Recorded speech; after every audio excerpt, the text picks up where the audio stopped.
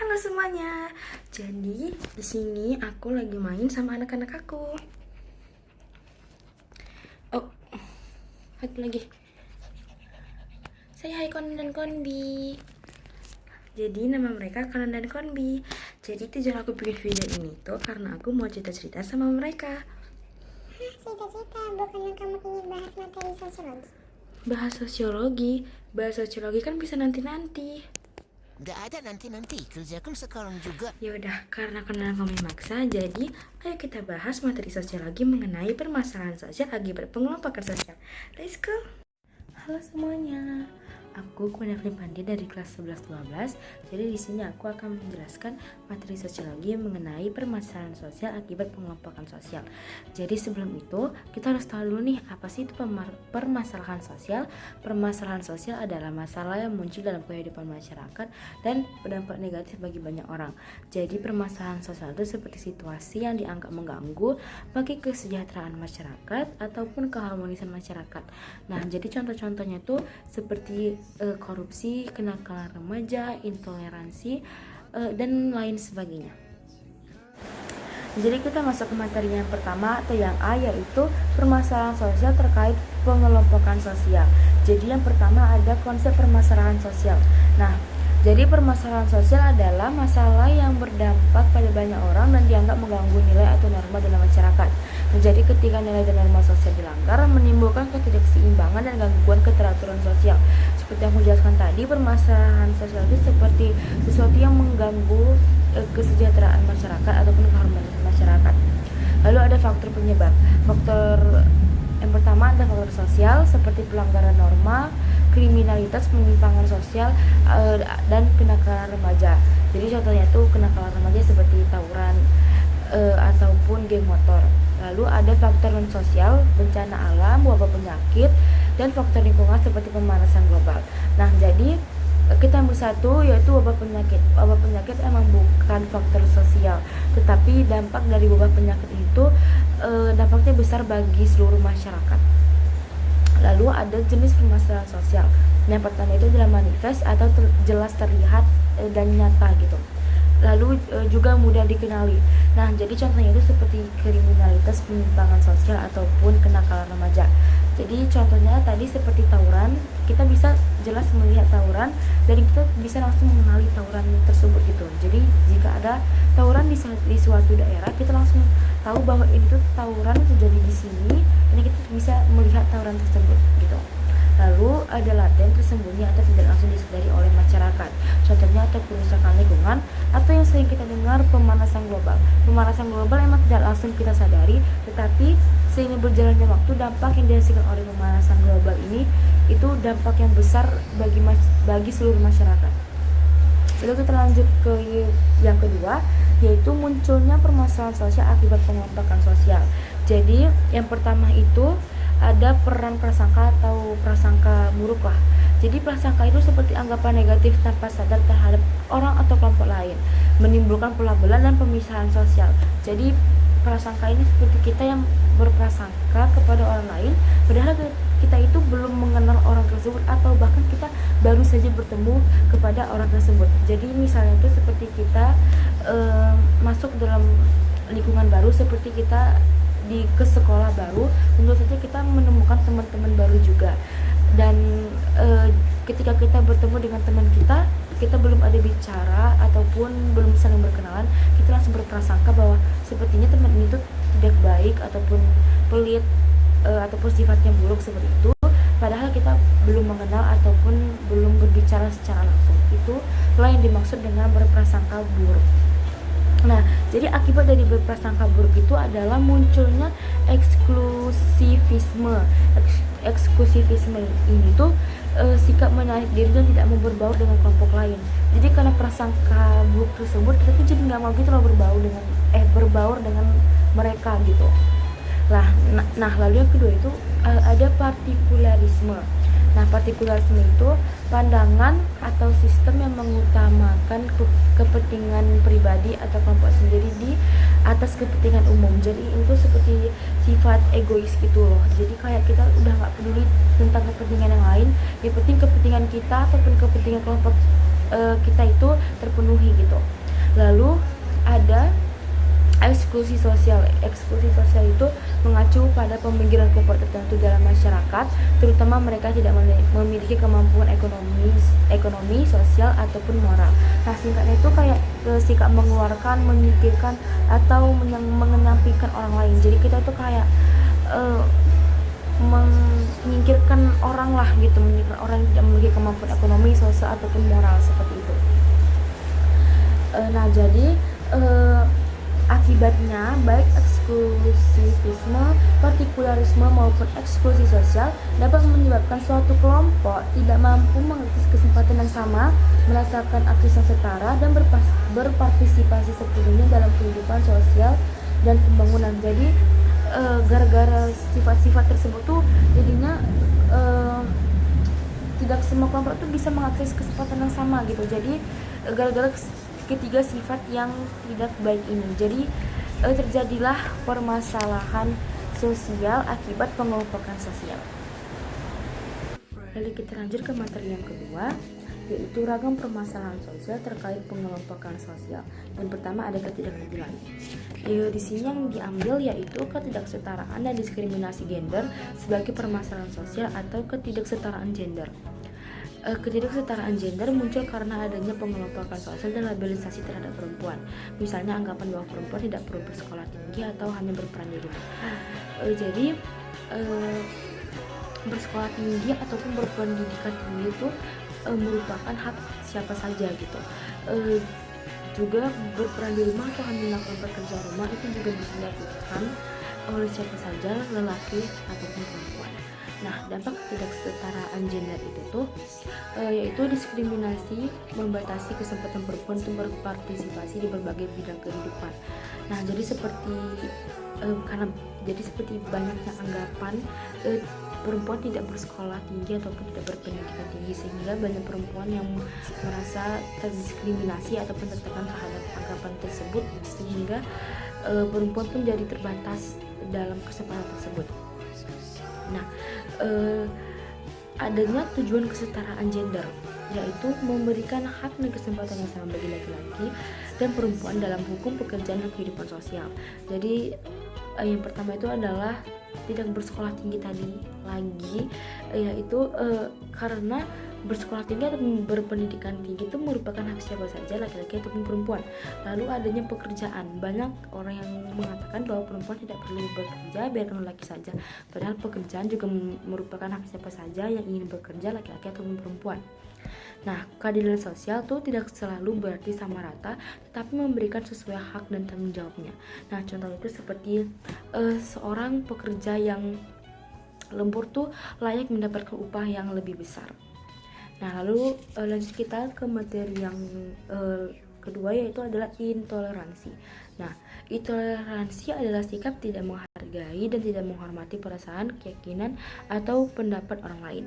Contohnya itu seperti menolak pembangunan rumah ibadah kelompok agama lain di lingkungan tempat tinggal, seperti menolak pembangunan masjid, gereja, vihara, atau sebagainya macamnya. Itu melakukan tindakan intoleransi. Nah, jadi ciri-ciri sikap intoleransi itu mengabaikan kepentingan kelompok lain, mementingkan kepercayaan atau pandangan sendiri, bersikap ekstrim, dan enggan berbaur dengan kelompok yang berbeda. Nah, ciri-ciri yang kedua itu mementingkan kepercayaan atau pandangan sendiri, itu sikap egois, atau dia sikapnya seperti merasa bahwa dirinya yang paling benar di antara orang lain, atau kepercayaannya yang paling benar di antara kepercayaan orang lain. Lalu sikap yang ketiga itu merupakan sikap yang berkaitan dengan eksklusivisme, yaitu adalah enggan berbaur dengan kelompok yang berbeda atau memisahkan diri dengan kelompok yang berbeda. Nah, dampak dari intoleransi ini itu menimbulkan perpecahan sosial dan menghambat pembangunan masyarakat yang damai dan multikultural. Nah, jadi sudah pasti ini tuh merupakan permasalahan sosial. Jadi intoleransi ini tuh merupakan permasalahan sosial yang perlu disikapi secara bersama. Nah, jadi cara mengatasinya itu seperti membangun kesadaran bersama, lalu introspeksi diri, menegakkan keadilan dan hukum, serta meningkatkan moderasi beragama. Lalu yang ketiga ada korupsi, kolusi, dan nepotisme. Yang pertama adalah korupsi. Korupsi pada prinsipnya merupakan tindakan penyelewengan atau penyalahgunaan yang dapat merugikan. Tindakan korupsi dapat berupa penggelapan uang serta penyalahgunaan wewenang, sarana, dan jabatan yang dilakukan oleh seseorang ataupun kelompok. Tujuannya untuk menguntungkan kepentingan pribadi dan golongan tersendiri. Jadi contohnya itu seperti satu orang ingin mengerjakan suatu proyek bersama, membutuhkan uang senilai 1 juta, sehingga 1 juta dikasih terhadap orang tersebut untuk proyek tersebut, tetapi dia hanya menggunakan 500.000 untuk proyek tersebut, sedangkan 500.000 lagi dia menyimpan untuk dirinya sendiri. Lalu yang kedua ada kolusi. Kolusi yaitu berarti kerjasama rahasia antara pihak tertentu untuk tujuan yang tidak jujur, misalnya memenangkan proyek secara curang. Jadi memenangkan proyek secara curang tuh kayak dia tuh tidak transparansi, jadi dia tidak jujur lah gitu. Lalu yang ketiga adalah nepotisme, yaitu dapat diartikan sebagai perilaku yang mengutamakan keluarga, sanak saudara, serta teman dekatnya sendiri. Nah, jadi sikap ini tuh seperti misalnya seseorang ingin merekrut pegawai dalam suatu perusahaan, tetapi karena pegawai yang dia rekrut itu adalah saudaranya atau saudara dekat, jadi dia merekrut saudaranya tersebut, padahal ada orang lain yang lebih layak diterima oleh perusahaan tersebut, sehingga itu tuh tidak transparan demi kepentingan kerabatnya sendiri. Nah, jadi tindakan korupsi, kolusi, dan nepotisme itu adalah tindakan yang tidak jujur ataupun tindakan yang sebaiknya jangan kita tiru ataupun kita hindari. Nah, jadi ada dampak korupsi, kolusi, dan nepotisme. Yang pertama adalah menghambat pembangunan, menimbulkan ketidakadilan dan kesenjangan sosial, dan merusak kepercayaan masyarakat terhadap pemerintah. Lalu cara mengatasi korupsi, kolusi, dan nepotisme ini itu dalam menumbuhkan kesadaran dan kejujuran sejak dini, melaporkan praktik tersebut kepada pihak yang berwenang, dan menegakkan hukum secara adil tanpa pandang bulu. Lalu kita lanjut ke materi yang ketiga, materi yang bagian C, penelitian berbasis pemecahan masalah sosial. Pemecahan masalah adalah proses berpikir untuk menemukan solusi efektif terhadap masalah yang dihadapi. Penelitian sosial adalah rangkaian langkah ilmiah untuk menemukan kebenaran dan solusi atas permasalahan sosial. Lalu yang kedua adalah mengidentifikasi dan merumuskan fokus masalah. Untuk melakukan penelitian sosial secara efektif, kita harus memilih dan memfokuskan pada satu permasalahan atau fokus masalah dari banyak masalah sosial yang ada. Dan tahap awalnya adalah mengidentifikasi dan merumuskan fokus masalah tersebut. Seperti salah satu contoh studi kasus yang dilakukan oleh yang diteliti oleh Adi dan kelompoknya, yaitu kasus bullying. Mereka membuat fokus masalah berbentuk pertanyaan seperti bagaimana bentuk-bentuk bullying yang pernah diterima peserta didik di sekolah, serta bagaimana penanganan masalah bullying di sekolah dari sudut pandang peserta didik yang pernah menjadi korban. Lalu yang ketiga, mendesain penyelidikan masalah sosial. Mereka pertama yaitu konsul terhadap guru sosiologi mereka, yaitu Bu Ana, lalu mengikuti saran Bu Ana dengan membaca literatur ataupun jurnal-jurnal, lalu menemukan teori yang cocok dan juga metode penelitian yang cocok untuk digunakan terhadap pelaku ataupun korban bullying. Lalu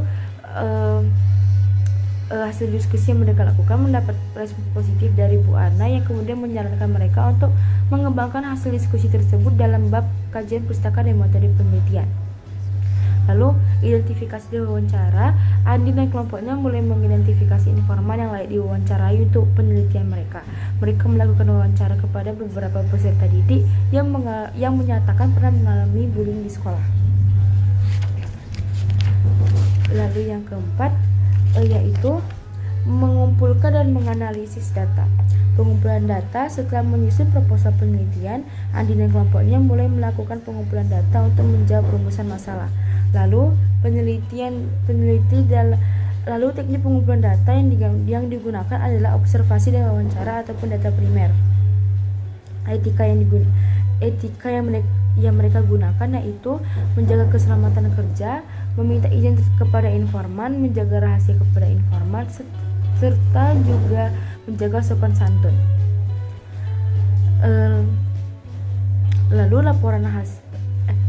Lalu analisis data atau langkah-langkah analisis data kualitatif. Setelah data terkumpul, analisis dilakukan sebagai berikut. Yang pertama, mengumpulkan semua data dan menyajikannya dalam bentuk transkrip. Yang kedua, reduksi atau eliminasi jawaban, membuang jawaban informan yang tidak relevan. Yang ketiga, penyajian hasil temuan, menyajikan hasil temuan lapangan dalam bentuk matriks atau bagan. Yang terakhir, menarik kesimpulan dan mengaitkan dengan teori yang digunakan. Lalu, pelaporan hasil. Seluruh proses ini menunjukkan tahapan-tahapan penelitian kualitatif. Hasil temuan dan analisis data tersebut kemudian disajikan dalam bab 4 hasil dan pembahasan. Selanjutnya mereka akan menulis bab 5 penutup yang berisi kesimpulan dan saran. Lalu yang terakhir, melaporkan dan merekomendasikan pemecahan masalah. Tindak lanjut penelitian. Andi dan kelompoknya memutuskan untuk yang pertama, mengambil tindakan nyata untuk mengatasi masalah social bullying, terutama setelah mendapatkan dukungan dari Bu Ana. Yang kedua, menyusun laporan akhir yang berisi temuan, kesimpulan, dan saran. Yang ketiga, membuat media komunikasi berupa video, podcast, atau presentasi untuk menyampaikan hasil penelitian kepada audiens yang tepat. Langkah-langkah komunikasi hasil penelitian yang pertama adalah persiapan, menyusun bahan presentasi yang menarik, menggunakan data yang valid dan bahasa yang lugas, dan memastikan presentasi atau pelaporan telah mencakup solusi permasalahan masalah yang ditemukan. Yang kedua adalah penyajian. Presentasi harus dilakukan secara jelas dan persuasif. Lalu memperhatikan sasaran audiens.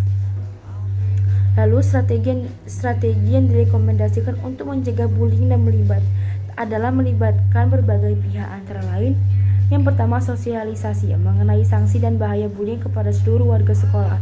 Yang kedua adalah edukasi, mengajak dan meminta anggota kelompok ataupun siswa untuk terlibat aktif dalam pencegahan dan memberikan laporan jika terjadinya bullying di sekolah. Yang ketiga, penguatan komunikasi, memberikan respon positif terhadap komunikasi yang jujur dan berani dari siswa. Yang keempat adalah tindakan nyata, menjadikan sekolah dan orang tua wali murid sebagai mentor dan membentuk tim anti kekerasan untuk mendorong perubahan perilaku di sekolah. Lalu fase komunikasi dan merekomendasikan hasil penelitian. Setelah laporan penelitian selesai, yang paling penting adalah efektivitas dan implementasi rekomendasi yang diajukan. Tujuan utamanya menjadikan rekomendasi tersebut diterima, dilaksanakan, dan menghasilkan perubahan di sekolah. Laporan tidak akan berguna jika hanya disimpan. Hasil penelitian harus dikomunikasikan dan ditindaklanjuti agar perubahan yang disarankan benar-benar terjadi. Jadi sekian video dari saya. Maaf jika ada salah kata atau salah penggunaan kata. Sekian dan terima kasih. Dadah.